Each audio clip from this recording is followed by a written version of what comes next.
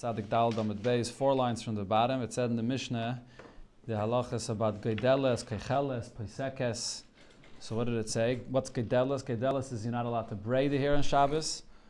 And Kecheles is putting on makeup on the eyes. Paikeses is fixing the hair. It's entangled or whatever to fix up the hair. So the Gemara will discuss these cases.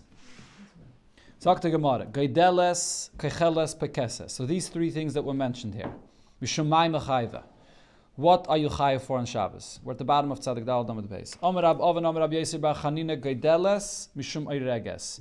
Braiding the hair is like weaving. Kecheles, putting the makeup on the eyes, Mishum Keiseves. It's like writing. Paikeses, when you take the hair and you untangle it with your fingers, Mishum Toive. You're chayav for spinning. It's like when you take the wool and you spin it and you make it into a thread. So you take your hairs and you make it into threads, sort of. So it's like spinning. Amr Rabbana Kamei de Rabbavo. So the Rabbana said in front of Rabbavo when they heard this pshat, V'chiderech harige bekach. Is this the way that you weave? V'chiderech ksive bekach. Is this the way you write? V'chiderech tvie bekach. Is this the way that you spin? How can you compare these malachas to the way it's being done in the hair? It's not the usual way that this is usually done with material, with a baguette and so on. And Tosfos adds another detail. If you look at the last line of the Tosfos on this Amud here, whatever braiding or whatever you're doing in the hair is very temporary. It doesn't remain. When you weave something, when you spin, whatever, that's something that's pretty permanent. So how could we compare this to those malachas? So therefore Rabbavo says differently. It was explained to me from Rabbi Yosef Bar Chanina, the reason kecheles is chayev is mishum tzivas, is because of it's like dyeing. Coloring the face, coloring the eye by the eyes is like dyeing. Geideles. Not the same problem that it doesn't remain. So it could be that by dyeing that it doesn't. You don't need it to remain. The tvie, arige, and the ksive is something that is permanent by nature.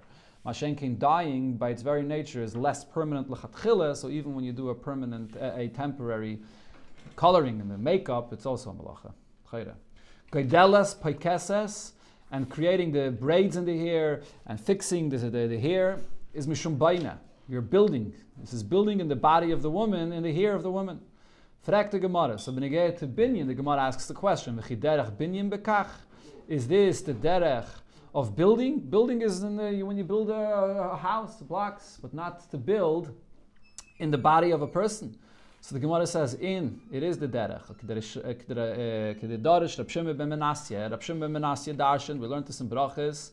It says, Vayiven Hashem Elokeh mesatzela. The Eibishter built the body of Chava from the side of Adam Rishon. So why does it use the term built? What did the Eibishter build? Melamed Shekila Kadosh Baruch Hu LaChava. The Eibishter braided her hairs. Vehevia Itzel Adam, and this is how he brought Chava to Adam Rishon, prepared with nice braided hair. Shekaim bekrachei ayam koiren lekal isa benisa, and we see in krachei ayam in other cities, in overseas, they refer to kal isa, to the hair that's braided, as a benisa, as it's something that's built up nicely, up to, as it's called in today's language. Kapanim, so that's also a malacha of binyan in the body of a person. Sagt die Gemara weiter, Tanya Rab Shimon ben Elazar Omer, Geideles, Kecheles, Upaikeses, these 3 things that are whether in the hair or to do makeup, La'atzma ptura. If you do it for yourself, you potter. Because when you're doing it for yourself, you can't really do it perfectly. L'chaverta, if you're doing it for somebody else, chayeves, then you chayev. So if you do your hair yourself, you're not going to get it right. I mean, if you have no mirror, or even if you do have a mirror, kanida, if you do it to yourself, you don't get it right. You really want to do it well, you have to go to a professional, somebody that's going to do it for you. V'chein, hoy Rab Shimon ben Elazar omer, mishum Rab Eliezer, isha leitaver, this is b'chlal, b'negei to this halacha here of not putting makeup, isha leitaver serak al poneha, a woman should not put red makeup on her face, Bifnei shetzevas, because this is the malacha of dyeing. Tana Rabbana, we learned in another brayse, ha'choylev, milking a cow, v'hamechabetz. The pshat that Rashi, this Rashi brings 2 pshatim, but the pshat that Rashi accepts is taking the milk from the cow, and it has the fatty part and the liquid part, and you're sort of straining, you're separating, you're taking out the liquid from the fatty part. V'hamegabein, and making cheese. Kegreigeris, yechayiv, if you made the amount of a dry fig. Hamechabitz, hamechabit is sweeping the floor. Hamerabitz is what they used to do is, because the floor was made from sand or earth, so they would take water and spritz it over the floor so that the sand, it should not come up, it should be it should be solidified in the ground. V'hareide chalas dvash, or one that removes loaves of honey from the honeycomb. So shagag b'Shabbos chayiv chatas. If this was done b'shegig and Shabbos, you chayiv chatas. Hizid b'yontiv. If it was done on yontiv b'mezid, loikar boim. You get malchus for this. In other words, it's a isam in atayra. Divrei Rabbi Eliezer. All of these things over here are asam in atayra. Chachamim maimrim. Chachamim say echad zeh ve'echad zeh eina ela mishum shvus. These cases over here, they are only aser midrabanan. So there's actually a machlokes rishonim what the Chachamim are going on. There's a Rashi in Psachim that says that Chachamim are only going on the last three, Mechabed, Merabitz, and Mereida. That those are our shvus. But the other three, Choylev, Mechabetz, and Megabin, Chachamim agree is Asam and Atayra. But the Ramban says no, that the Chachamim are going on the whole list in the Brai. So all six of them are only Asam Mishum Shvus. Rav Nachman bar Gurye ikla lenerda. Rav Nachman bar Gurye came to the city of Nerda. Bo minei, so they asked of him the question, Chaylev mishumay mechayev. A person that's milking, what is he chayev for? Amalahu, so he answered them, what do you mean? Mishum chaylev, he's chayev for milking. He asked him, mechabetz mishumay mechayev. What is he, when he does mechabetz, what is he chayev for? Amalahu mishum mechabetz, he's chayev for mechabetz. Megaben mishumay mechayev. What is he chayev when he's megaben? Amalu mishum megaben. So he answers them, the chayev for megaben. Huh? So what the Gemara says, Amru lei, they said to him, Rabach katel kani be'agmahave. Your teacher is a person that just cuts reeds in the swamp. Like, who did you learn by that this is the way you're responding to our questions? And this is the famous expression that comes from the Gemara, katle kanya. A person that just cuts reeds in the swamp, he doesn't know anything. What's the pshat in this? It's interesting that the Gemara brings this over here, B'chlal. Why does the Gemara bother bringing this conversation, B'chlal? So there's some that want to say that what he misunderstood their question. He thought that they're asking him, when you give somebody a hasra for the malacha that you're doing, a chaylev, do you have to befedish tell him what the malacha of the lamates malachas is? Or if you even just tell him, chaylev is asar on Shabbos, and you give him the hasra without mentioning the source, the name of the malacha, is that enough of a hasra? So he said, yeah, if you tell him that chaylev is asar on Shabbos, it's a good hasra. He didn't understand that they're trying to ask him what is the actual malacha. Asr shal b'midrasha, so they came and they asked him the Beis Medrash. Amru lei, so they said to him as follows: Chaylev chayev mishum mefarik. Chaylev, milking, is chayev for mefarik. Mefarik is a tilde of the malacha of dash. Just like when you have the kernels of the wheat and there's the husks and you're separating the kernel from the husk, so you have the milk. And mefarik is a similar thing. Mefarik is when you have any kinds of beans or all kinds of nuts or different things that are inside a pod or inside the shell, and you separate them from each other. So that's called mefarik. So over here as well, when you have the milk inside the animal and you separate the milk from the animal, it's a tilde of dash, which is a chiddush, as Taisus points out here. Mefarik, which is dash, correct, mefarik. So Taisus points out the chiddush over here is because we did have in the Gemara before, it said that the malacha of dash is only regarding gidule karka, only regarding the wheat in the field or any gedule karka. Over here we're talking about an animal separating the milk from the body of the animal, which is liquid and it's from the body of an animal, it's not gedule karka. So Taisus says not everybody agrees to this, or others say that the animal feeds off the land, off the produce from the field, so therefore the animal is also considered to be gedule karka. Mechabetz, when you separate the liquid from the fats of the milk, chayev mishum beire. You chayev for biter, you're separating, you're selecting, taking out the liquid from the fats. But it's good from the bad, no? The mechabetz? Yeah. That's good. What if you want the fats? First of all, you might be right about that, but if it's with a keli, if you do it, it's done with a keli, as Rashi explained. They had a certain kind of keli that had holes in it where the liquid came out. So even with a keli, it's also even if it's eichel from the psilas, right? I know it's a stupid question, but the coffee, the ground coffee, Yeah. the special. Yeah. It's officially allowed to do it on Shabbos because it's not bitter. Okay, I'm not sure about that. Not sure. Megaben chayev mishum. Why you're allowed to do it? It seems like complete bitter to me, but Right. I don't know. Megabim chayiv mishum baina. When you make cheese, so what do? You're taking the fats of the milk and you're putting it in a shape of a block and you're allowing it to congeal that way, and that's how you make the cheese. So you're building from the liquid into a block of cheese. Baina. So we had before baina in the body of a person, now we have baina in food. Chiddush over here is that baina is not only benegayah to physical blocks where you're building a house, a building, and so on. You have baina, and then there's another Gemara which talks about binyan bekalim. We'll learn about that later on.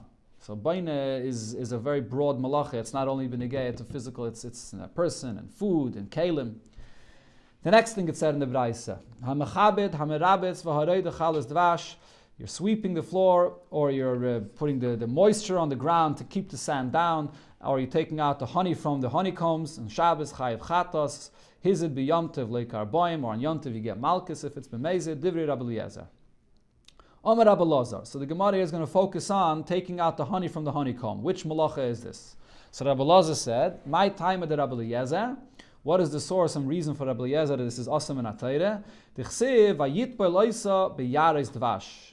And he put a stick into, it's a pasuk in Shmuel, he put a stick into yarais hadvash, into the honeycomb, and it refers to the honeycomb as a forest of honey.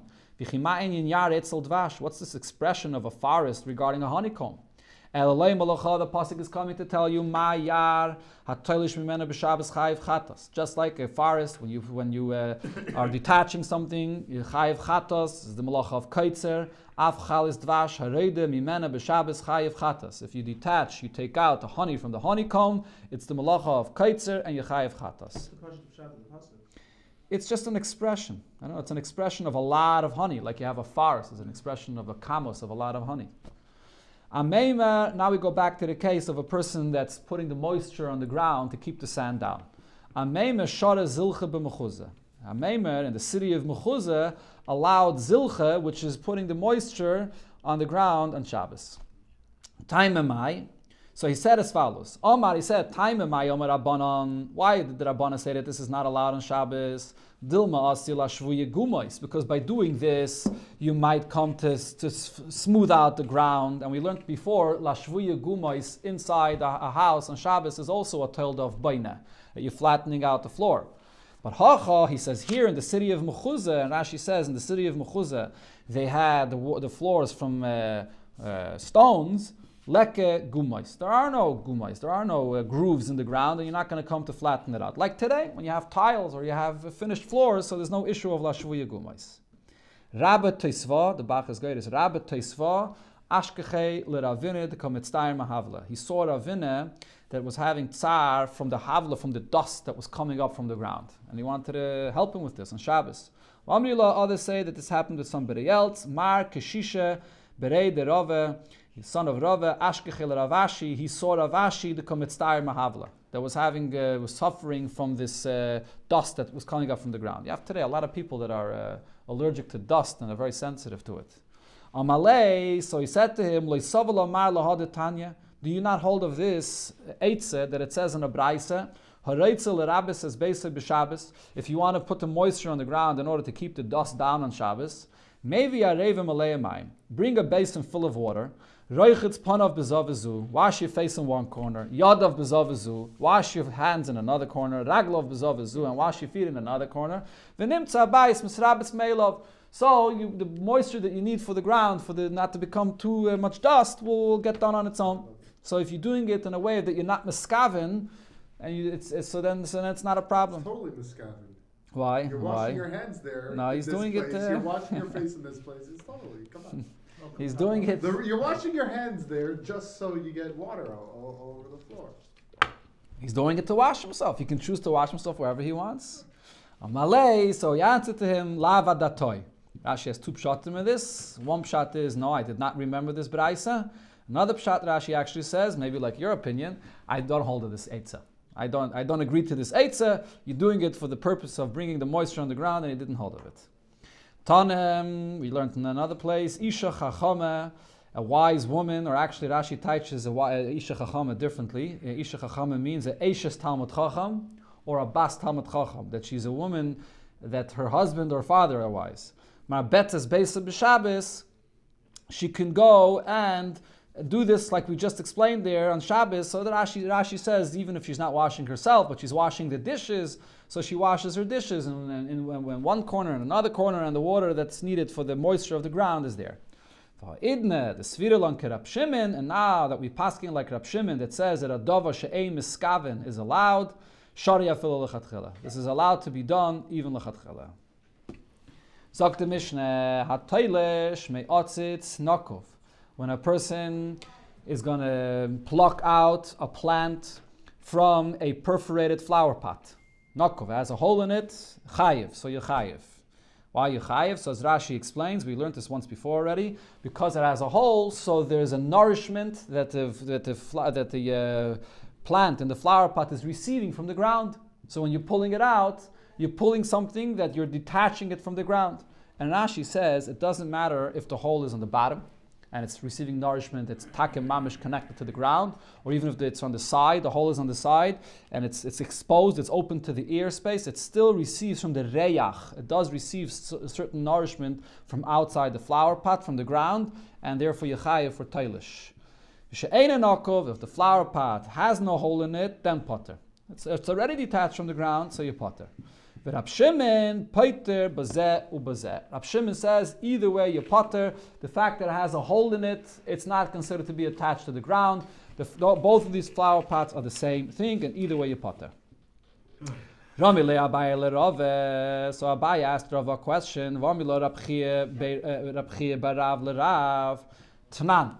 We learned over here in our Mishnah. Rab Shimon paiter bazeh ubazeh. Rab Shimon is saying that whether it has a hole, whether the flower pot has a hole, it does not have a hole, either way you potter, they're the same. It's detached from the ground. Alme nokov le Rab Shimon kishayin nokov mashmele. So this lashon is telling us that according to Rab Shimon, a perforated flower pot, not perforated flower pot, it's all the same thing. But Aminu, I'll ask you the following question. We learned in Abraisa, Rab Shimon said, Ein bein nokov l'she'enei nokov. There's no distinction between a flower pot with a hole, without a hole, but only there. In one case there is. Elo lahachshir zroyim bilvad.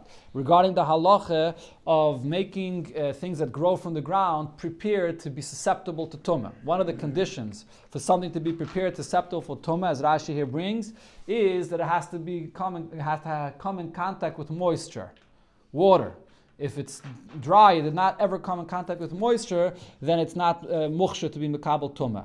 However, whatever moisture it came in contact with, while it was still mechuber lekarka, while it was still growing, that doesn't count. After it was cut off from the ground, and then it became moist, then it becomes susceptible to tumah. So Rab Shimon says, regarding something that grows in a flower pot, so there will be a difference if it's a perforated flower pot or not. If it's a perforated flower pot, it's still considered to be attached to the ground, and whatever moisture hits it is not prepared for tumah. If it's not a perforated flower pot, then if it becomes wet, it's prepared, it's susceptible to tumah.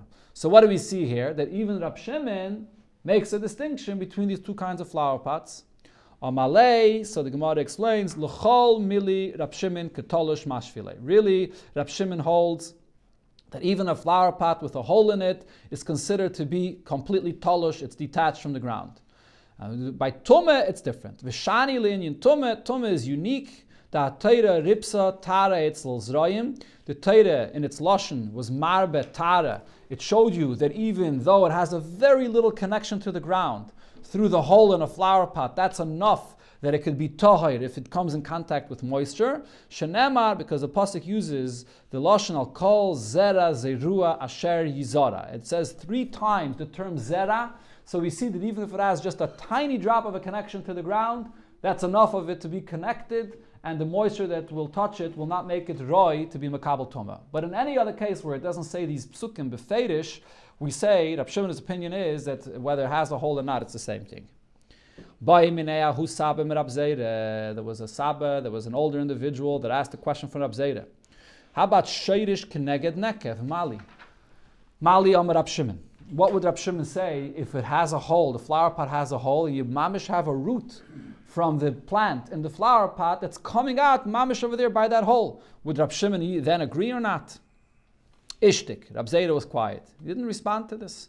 Could be even here Rab Shimon would say that it's detached from the ground. Ishtik v'lo yama le v'lo midi. He didn't answer. Now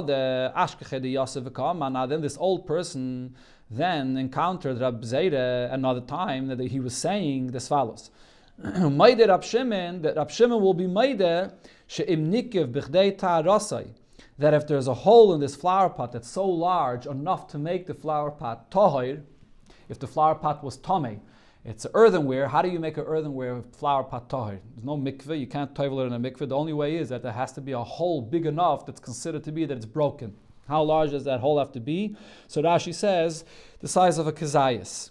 So he said that if the hole is large enough like a kazayas, so then Rab Shimon will be maide that it's receiving nourishment from the ground and it's not like a flower pot that doesn't have a hole in it. Amalei, so this Saba, this old man, said to Rab Zera, Hash the shayrish keneged nekev boy minach. I asked you the question when you mamish have a root from the plant in the flower pot coming out of the hole, whether Rab Shimon would be maided there, that it's receiving nourishment from the ground. And you still had a doubt about this. You didn't answer me whether Rab Shimon agrees over here or not. Nikiv b'chdei ta'arasa miboya. Needless to say that in a case where it has a larger hole, but you don't see a root coming out there, that for sure you should have a doubt whether Rab Shimon would be maida in such a case. Why is it so simple to you that here he is maida? What's the difference? So Abaye explains that we have to, what Rab Zera said was actually different. If what Rab Zera said is the way he said it, that Rab Shimon is maida, this is what he said. This is what Rab Zera said. Rab Shimon. Rab Shimon was maida. When was he maida? She'im nikev lemata merevius, that if the hole in the flower pot was below the place in the flower pot where it could handle it, could contain in it a revius of liquid, if the hole was over there, then Rab Shimon would be maida that the flower pot is not anymore separated from the ground. If you have a hole in another area, so then maybe Rab Shimon is not maida. But once there's a hole below the place of a revius, then Rab Shimon is maida, and the reason is because as Rashi says, at that point it's not even a keli anymore. It's b'chlal not a keli. If it's above that place of a revius, so it could contain a revius in it. So it's a keli. Rab Shimon's opinion is a flower pot, as long as it can be classified as a keli for itself, it's considered to be separate from the ground. But if you have a hole below the place that it can't contain a revius anymore, it's ice keli, and therefore whatever is growing in it is going to be part of the ground.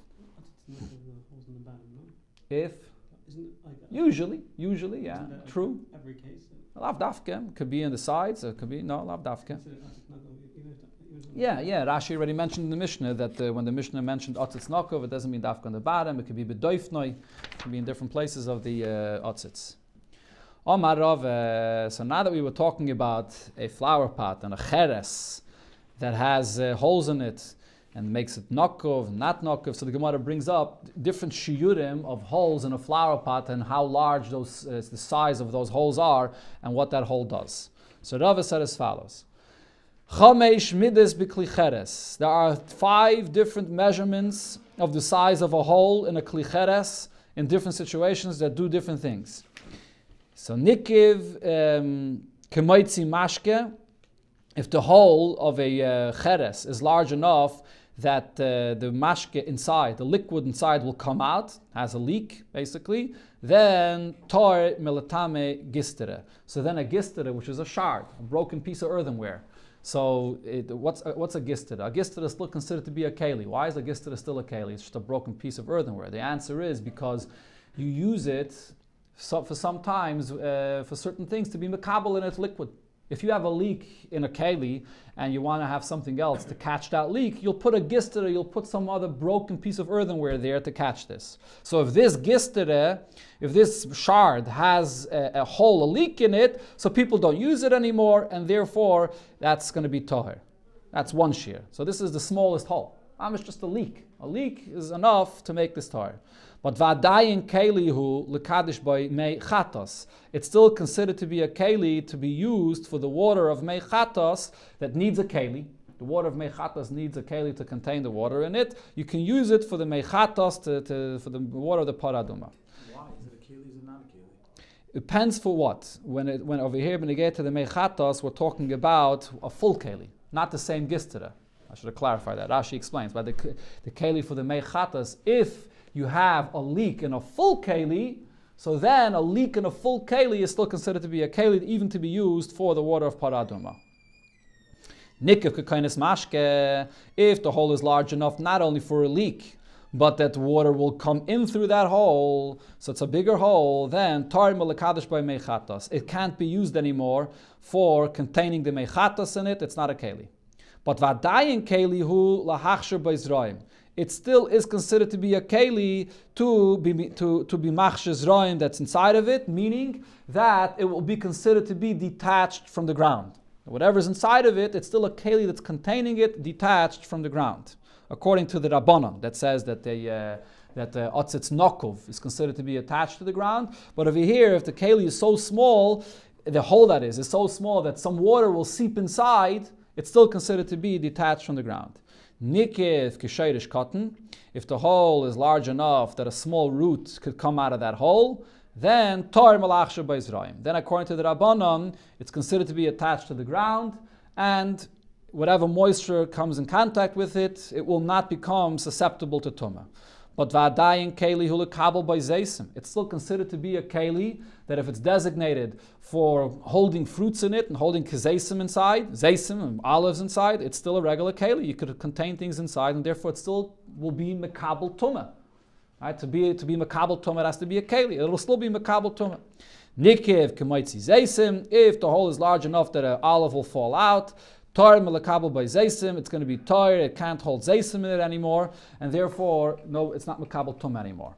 Vadayin keli hu lekabel by rimainim. Even though in a regular case of a regular keli, it's going to be tar, it's not susceptible to tum anymore, but if you specifically designated this keli to be used for pomegranates, so then it's going to be susceptible to be mekabel tumah because you now designated it for pomegranates, so it's still a useful keli for that. Nikiv k'maitzi rimainim, if the hole is large enough that rimainim will fall out of it, so then tar miklum. Then it's completely tar, it's not useful for anything, it's not a keli anymore, it's broken.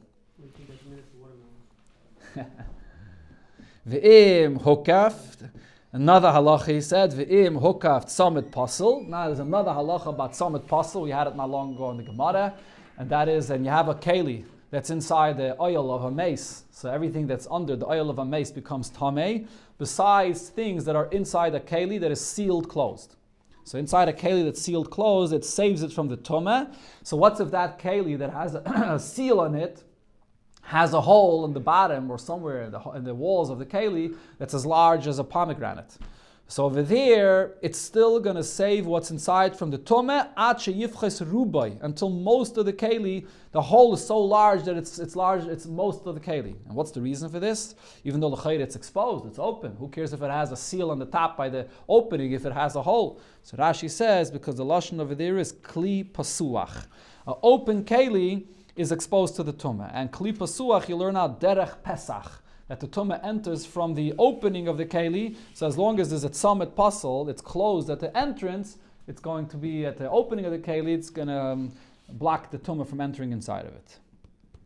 Should we stop over here? Should we go weiter? We'll learn a little noch a bisschen. Sagt the Gemara weiter, Ravasi said, Shamaiti, I heard, klicheres, by every klicheres, sheyuroi kemaitzi rimain. The shear is that it should not be a keli anymore, as large as pomegranates to be able to fall out of it. So not the shear we said before, zeisim. Before we said the usual shear is zeisim. If you designated it for pomegranates, then it's for the size of a pomegranate. He said, no, the shear always is as large to be maitzi rimainim. Amalei Rave, so Rave said to him, Shemalei Shamaitel b'mukiv tzamet pasel. Maybe when you heard this larger shear of pomegranates, maybe it's only been to get to this halacha of tzamet pasel to save what's inside of it from being makabel tumah. So the Gemara asks us this, wait a minute, this was Rava's question? For Harava Huda Amar, Rava himself, we quoted, Rava just said that Mukiv Tzamit Pasel, regarding this halacha of the Tzamit Pasel sealing the Keli, Yivchas Rubai, that the only time it's not enclosed and it's not saved inside is if Mraiv of the Keli is broken open, and not the size of a pomegranate. So why did Rava suggest that the size of a pomegranate regarding this halacha? And for the Gemara, like Kashya. There's a difference if it's a larger keli, so then only if Reiv of it is broken open is it not going to save from what's inside from the tumah? But if it's a smaller keli, so then k'moitzi rimain. Then it's the size of a pomegranate. And Rava would agree. So the question is, what exactly defines large or small? I don't know. I mean, It's a keli that moitzi rimain. Yeah. It's more than rive. The moitzi rimain lav dafka. No, lav dafka doesn't say that. That you're saying that would be the shear. If it's small enough that the moitzi rimain would consist of rive. I don't know. More than rive. I'm not sure. Zakti Gemara Vaytamar Ravasi said, Shainin, we learned, Tanoim learned in a Braise, Klicheres, Shiyuroi Bekainis Mashke. The shear of the size of the whole of a Klicheres, that it should be broken and not a Klicheres anymore, is that water, liquid will enter through this hole. V'layamru Maitzi Mashke. When did it say that if the hole is so small that even just a leak, that it's not a Klicheres anymore? Elul Inyan Gistere. That was only mentioned regarding a shard. Gistere Bilvad. Only over there, in a broken piece of earthenware, if it has a leak in it, then it's broken. Then it's not useful anymore. What's the reason? My time, reason is, you don't say bring one shard for another shard. Meaning, if you're going to have a cup that has a leak in it and you want to catch the leak, you'll bring a broken piece of earthenware to catch that leak. But if your shard has a leak in it, you're not going to bring another shard to catch the leak. You're just going to throw it all out. So therefore, the smallest hole of a leak is already it's broken. Amar Ola said, Pligi Batre Amaroi b'Marava. There were two Amiraim in Eretz Yisrael that argued about this. Rav Yesi bar Oven and Rav Yesi bar Zavda. Chadama once said regarding an earthenware keli, k'moitzi rimain, that the size is a moitzi rimain, then it's not a keli anymore. V'chadamar, and the other said, k'sheidish cotton. Even a hole small enough for a little root to come out of it, that makes it a broken keli and it's tahir. Simanach, the Gemara says an interesting siman, echad amarbe ve'echad amamet. One is this very large hole, one a very small hole. I mean, this is Rashi brings. This is taken from the Gemara in Menachos that says echad amarbe ve'echad amamet b'vachi yichav libo l'shamayim. A completely different context. But they brought it over here, but they get to the size of this hole.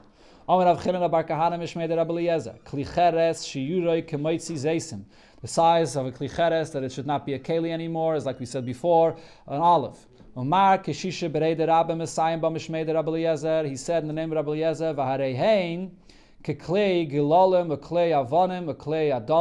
once it has that hole of the size of an olive, then it's like dunk kalim, or kalim that made of stones, or kalim made of earth, that are not susceptible to tumah at all, not min.